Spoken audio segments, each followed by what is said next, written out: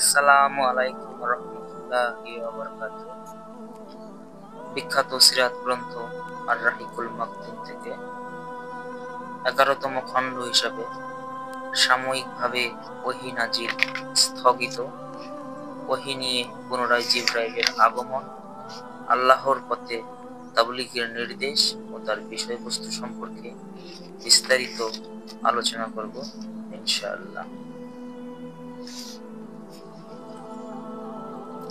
ওই সময়ে ওহীর আগমন কতদিন যাবৎ স্থগিত ছিল এ সম্পর্কে ইবনে সাদ ইবনে আব্বাসের একটি বর্ণনা উদ্ধৃত করেছেন। এতে উল্লেখ রয়েছে যে ওহী কয়েকদিনের জন্য স্থগিত ছিল।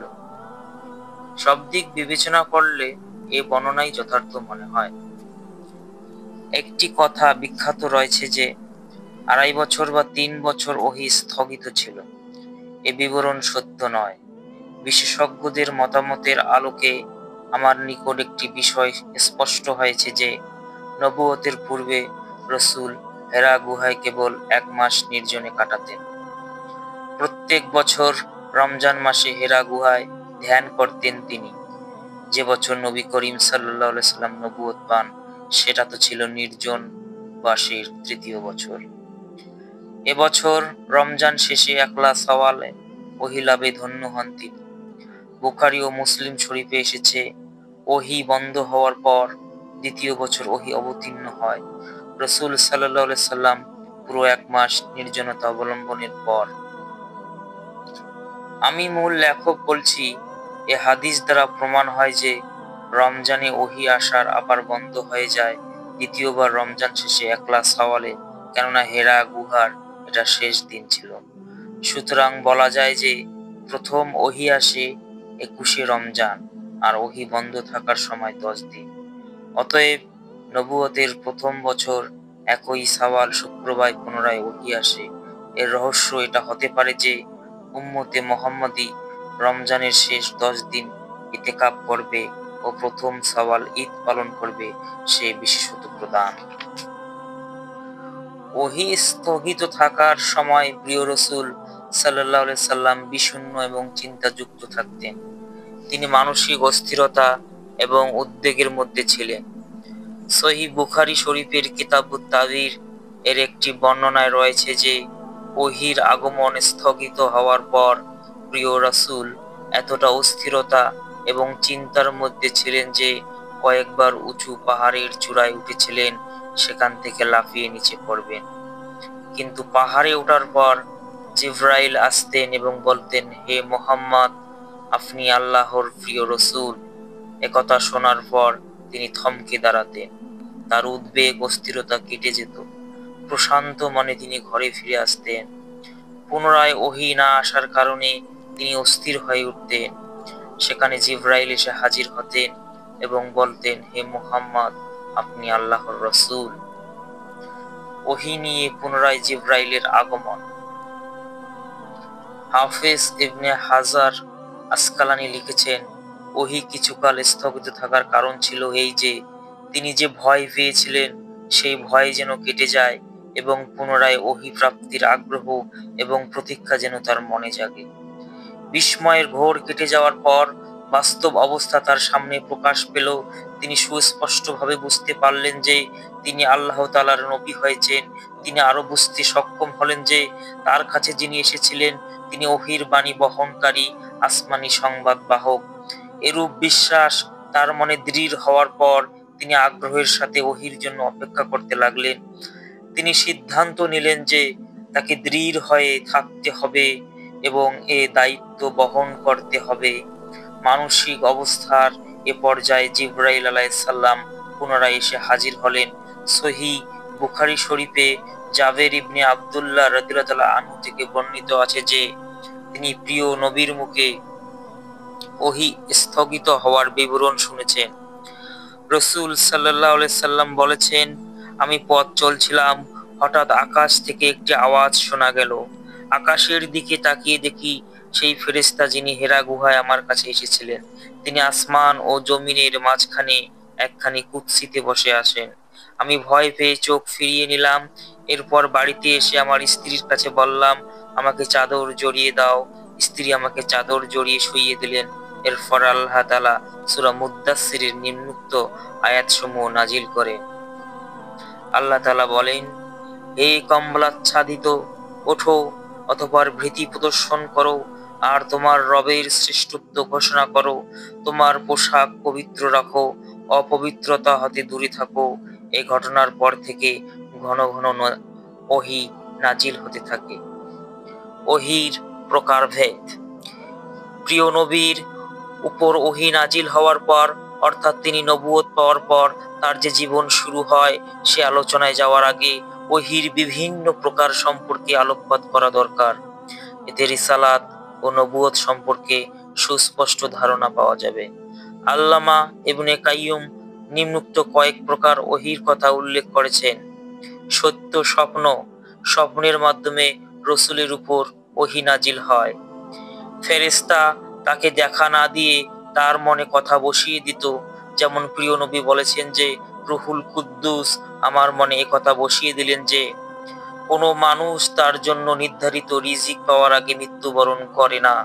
কাজেই আল্লাহকে ভয় করো এবং ভালো জিনিস তালাশ করো। রিজিক পেতে হলে আল্লাহর নাফরমানির মাধ্যমে রিজিক তালাশ করো না, কেননা আল্লাহর কাছে যা কিছু রয়েছে সেটা তার আনুগত্য ছাড়া পাওয়া যায় না। ফেরেশতা মানুষের আকৃতি ধরে তাকে সম্বোধন করতেন। তিনি যা কিছু বলতেন, প্রিয় রসূল সেসব মুখস্থ করে নিতেন। এ সময় কখনো কখনো সাহাবীরাও ফেরেশতাদের দেখতে পেতেন। রাসূলের কাছে ওহী ঘণ্টাধ্বনির মতো টুনটুন শব্দে আসতো। এটি ছিল ওহীর সবচেয়ে কঠোর অবস্থা। এ সময় ফেরেশতা তার সাথে দেখা করতেন এবং প্রচন্ড শীতের মৌসুম হলেও প্রিয় নবী ঘেমে যেতেন। তার কপাল থেকে ঘাম ঝরে পড়তো। তিনি উটের উপর সওয়ার থাকলে মাটিতে বসে পড়তেন। একবার যায়েদ ইবনে সাবেতের উরুর উপর তার উরু থাকা অবস্থায় ওহী এলো। যায়েদ এত ভারী বোধ করলেন যে তার উরু থেতলে যাওয়ার মতো অবস্থা হলো। তিনি ফেরেশতাকে তার প্রকৃত চেহারায় দেখতেন। সেই অবস্থায় আল্লাহর ইচ্ছায় তার উপর ওহী নাজিল হতো। দুহার এরূপ হয়েছিল। সূরা নাজমে আল্লাহ তাআলা সে কথা উল্লেখ করেছেন। মেরাজের রাতে সালাত ফরজ হওয়া এবং অন্যান্য বিষয়ে ওহী আকাশে নাজিল হয়েছিল। প্রিয় নবী তখন আকাশে ছিলেন। ফেরেশতার মাধ্যম ছাড়া আল্লাহ তাআলার সরাসরি কথা বলা। মুসা আলাইহিস সালামের সাথে আল্লাহ তাআলা যেমন কথা বলেছিলেন, মুসার সাথে আল্লাহর কথা বলার প্রমাণ কোরআনে রয়েছে। প্রিয় নবীর সাথে আল্লাহর কথা বলার প্রমাণ মেরাজের হাদিসে রয়েছে। একটি প্রকার কেউ কেউ উল্লেখ করেছেন, এটি হচ্ছে আল্লাহ তাআলার মুখোমুখি পর্দাবিহীন অবস্থায় কথা বলা, কিন্তু এ ব্যাপারে মতপার্থক্যের অবকাশ রয়েছে। আল্লাহর পথে তবলীগের নির্দেশ ও তার বিষয়বস্তু। সূরা মুদ্দাসসির এর প্রথম কয়েকটি আয়াতে আল্লাহ তাআলা বলেছেন, হে কম্বলাচ্ছাদিত, ওঠো, অতঃপর ভীতি প্রদর্শন করো আর তোমার রবের শ্রেষ্ঠত্ব ঘোষণা করো। তোমার পোশাক পবিত্র রাখো, অপবিত্রতা হতে দূরে থাকো। অধিক লাভের আশায় দান ইহসান করো না, আর তোমার প্রতিপালকের উদ্দেশ্যেই ধৈর্য ধারণ করো। প্রিয় নবীকে যেসব নির্দেশ প্রদান করা হয়েছে, এসব নির্দেশ দৃশ্যত সংক্ষিপ্ত এবং সহজ সরল, কিন্তু প্রকৃতপক্ষে এসব নির্দেশ খুবই সুদূর প্রসারী এবং গভীর তাৎপর্যপূর্ণ। বাস্তব জীবনের উপর এসব নির্দেশের কার্যকারিতা ও প্রভাব অসামান্য। ভয় প্রদর্শন করার জন্য যে নির্দেশ দেওয়া হয়েছে, এই নির্দেশের শেষ মঞ্জিল হচ্ছে এই যে বিশ্বে আল্লাহর ইচ্ছার বিরুদ্ধে যেসব কাজ হচ্ছে তার মারাত্মক পরিণাম সম্পর্কে সবাইকে জানিয়ে দেওয়া। সেই ভয় এমনই ভাবে দেখাতে হবে যাতে আল্লাহ তাআলার আযাবের ভয় মানুষের মন মগজে ভীতিকর অবস্থার সৃষ্টি হয়। রবের বর্ণনার শেষ মঞ্জিল হচ্ছে আল্লাহর জমিনে শুধু তারই শ্রেষ্ঠত্ব অটুট থাকবে, অন্য কারো শ্রেষ্ঠত্ব বহাল থাকতে দেওয়া যাবে না, বরং অন্য সবকিছুর কর্তৃত্ব ও আধিপত্য নস্যাৎ করে দিতে হবে। ফলে আল্লাহর জমিনে একমাত্র তার শ্রেষ্ঠত্ব ও মহিমাই শুধু প্রকাশ পাবে এবং স্বীকৃত হবে। পোশাকের পবিত্রতা পরিচ্ছন্নতার শেষ মঞ্জিল হচ্ছে এই যে প্রকাশ্য অপ্রকাশ্য সকল প্রকার পোশাক পাকসাব রাখতে হবে। এ অবস্থা এমন পর্যায়ে হতে হবে যাতে করে আল্লাহ তাআলার রহমতের ছায়ায় আশ্রয় পাওয়া যায়। এটা শুধু তারই হেদায়েত ও নূরের দ্বারা সম্ভব হতে পারে। উল্লিখিত পবিত্রতা ও পরিচ্ছন্নতা অর্জনের পর অন্তর আল্লাহর প্রতি আকৃষ্ট হবে এবং তার শ্রেষ্ঠত্ব ও মহিমায় অন্তরে জাগ্রত হবে। এর ফলে সমগ্র বিশ্বের মানুষ বিরোধিতা অথবা আনুগত্যে তার কাছাকাছি থাকবে। তিনিই হবেন সবকিছুর কেন্দ্রবিন্দু। কারো প্রতি দয়া বা অনুগ্রহ করার পর অধিক বিনিময় প্রত্যাশা না করার শেষ মঞ্জিল এই যে নিজের কাজকর্মকে শ্রেষ্ঠ মনে করা যাবে না, বেশি গুরুত্ব দেওয়া যাবে না, বরং একটির পর অন্য কাজের চেষ্টা সাধনা চালিয়ে যেতে হবে। বড় রকমের ত্যাগ ও কুরবানি করেও সেটাকে তুচ্ছ মনে করতে হবে। অর্থাৎ আল্লাহর স্মরণ এবং তার সামনে জবাবদিহির ভয়ের ব্যাপারে অনুভূতির সামনে নিজের চেষ্টা সাধনাকে ক্ষুদ্র ও সামান্য মনে করতে হবে। শেষ আয়াতে ইঙ্গিত রয়েছে যে আল্লাহর পক্ষ থেকে দাওয়াতের কাজ শুরু হওয়ার পর শত্রুরা বিরোধিতা, হাসি ঠাট্টা, উপহাস, বিদ্রূপ ইত্যাদির মাধ্যমে কষ্ট দেবে এবং প্রিয় নবীকে এবং তার সঙ্গীদের হত্যা করার সর্বাত্মক চেষ্টা করবে। তাকে এসব কিছুর সাথে মোকাবিলা করতে হবে। এমতো অবস্থায় তাকে দৃঢ়তার সাথে ধৈর্য ধারণ করতে হবে। এই ধৈর্য মনের শান্তির জন্য নয়, বরং আল্লাহ তাআলার সন্তুষ্টি এবং তার দ্বীনের প্রচার প্রসারের জন্য। কেননা আল্লাহ তাআলা বলেছেন, অর্থাৎ তোমার প্রতিপালকের জন্য ধৈর্য ধারণ করো। কি চমৎকার! এসব নির্দেশ প্রকাশ্য ভাষায় কত সহজ সরল এবং সংক্ষিপ্ত, শব্দ চয়ন কত হালকা এবং কাব্যধর্মী, কিন্তু কার্যক্ষেত্রে তা কত ব্যাপক, কত তাৎপর্যমণ্ডিত। এ কয়েকটি শব্দের প্রকৃত প্রয়োগের ফলে চারিদিকে হইচই পড়ে যাবে এবং বিশ্বের দিক দিগন্তের মানুষের মধ্যে ঐক্য ও সম্প্রীতির সুদৃঢ় বন্ধন স্থাপিত হবে। উল্লিখিত আয়াতগুলোতে দাওয়াত ও তবলিগের উপাদানও বিদ্যমান রয়েছে। বনি আদমের কিছু আমল এমন রয়েছে যার পরিণাম মন্দ। একথা সবাই জানে যে মানুষ যা কিছু করে তার সবকিছুর বিনিময় এই পৃথিবীতে তাকে দেওয়া হয় না এবং দেওয়া সম্ভব হয় না। কাজেই স্বাভাবিকভাবেই এমন একটা দিন থাকা দরকার যেদিন সব কাজের পুরোপুরি বিনিময় দেওয়া হবে। সেই দিনের নাম হচ্ছে কিয়ামত। সেদিন বিনিময় দেওয়ার একটা অনিবার্য প্রয়োজন এই যে আমরা এই পৃথিবীতে যে জীবন যাপন করছি এর চেয়ে পৃথক একটা জীবন থাকা দরকার। অন্যান্য আয়াতে আল্লাহ তাআলা বান্দাদের কাছে নির্ভেজাল তৌহিদের অনুসারী হওয়ার দাবি জানিয়েছেন। তিনি বলেছেন, বান্দা যেন তার সব ইচ্ছা আকাঙ্ক্ষা আল্লাহ তাআলার উপরেই ন্যস্ত করে। প্রবৃত্তির খায়েশ এবং মানুষের অন্যান্য ইচ্ছার উপর সে যেন আল্লাহর ইচ্ছাকে প্রাধান্য দেওয়া, এমনই করে দাওয়াত ও তবলিগের দায়িত্ব সম্পূর্ণ হতে পারে। তৌহিদ, পরকালের প্রতি বিশ্বাস, তাজকিয়ায়ে নফসের উপর গুরুত্বারোপ, অর্থাৎ সকল প্রকার অশ্লীলতা ও পাপ কাজ থেকে বিরত থাকা, ভালো কাজ বেশি বেশি করে করা এবং ভালো কাজের উপর অটল থাকার চেষ্টা বেশি করা, নিজের সকল কাজ আল্লাহ তাআলার উপর ন্যস্ত করা। এসব কিছু প্রিয় নবীর নবুয়ত ও রিসালাতের উপর বিশ্বাস স্থাপন এবং অসাধারণ নেতৃত্বের অনুসরণের মাধ্যমে সম্পন্ন করতে হবে। এসব আয়াতে আসমানি নির্দেশ রয়েছে।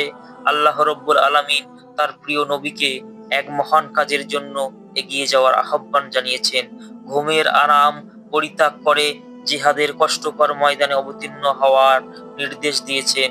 সূরা মুদ্দাসসিরের প্রথম কয়েকটি আয়াতে আল্লাহ তাআলা যেমন বলেছেন, যে ব্যক্তি নিজের জন্য বাঁচবে শুধু সেই তো আরামের জীবন কাটাতে পারে, কিন্তু যার উপর বিশাল মানবগোষ্ঠীর পথনির্দেশের দায়িত্বের বোঝা, সে কি করে নিশ্চিন্তে ঘুমিয়ে থাকতে পারে?